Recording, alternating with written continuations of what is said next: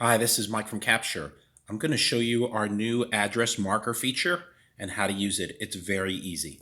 Go into the app and select the feature that you want. Select a part or an item the way you normally would. Zoom into the property and tap that specific property with the item that you want. If you continue to go in, you can select another item and you can tap an additional property. As soon as you drop the pin or marker on those items, if you check the shopping cart, you'll see that it automatically picks up the address of the location. Okay, so it's very easy to use. You just select your item like you normally do. You drop it on a particular property area or a roof of a home, and it will pick up and record that address in the system for billing. This is Mike from Cappsure. Thank you very much. Good luck using the feature. Hope it saves you time.